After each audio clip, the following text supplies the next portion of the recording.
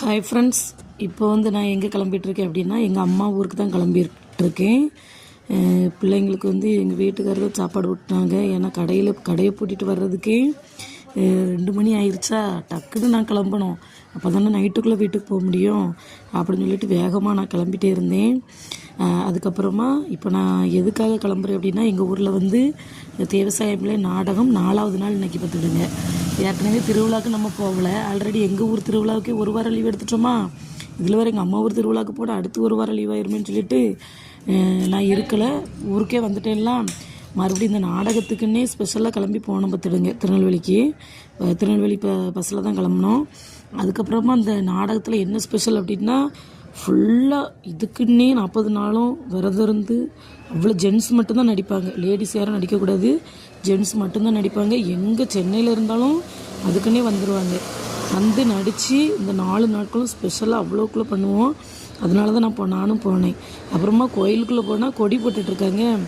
என்னடா ஃபஸ்ட்டே நான் கோயிலுக்கு போயிட்டு தான் வீட்டுக்கு போவேன்னா பார்த்தா தேவசாயமில் சிறுபத்து திறந்தே வச்சுருந்தாங்க.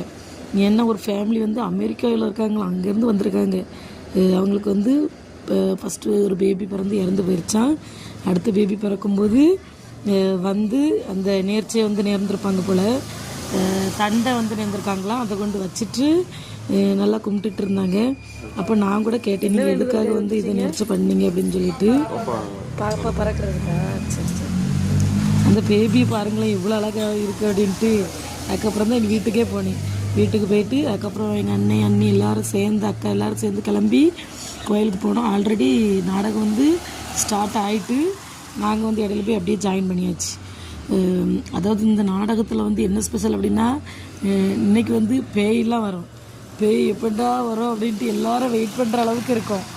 ஏன்னா அந்த 40 நாட்களுமே அவ்வளோ கஷ்டப்பட்டு பழகியிருக்காங்க இல்லையா. அப்போ நம்ம அதை எவ்வளோக்குள்ள மரியாதையாக ரசித்து பார்க்குறோம் அப்படின்னா ஒரு ஊர் மக்கள் அவ்வளோருமே நாங்கள் இருப்போம்.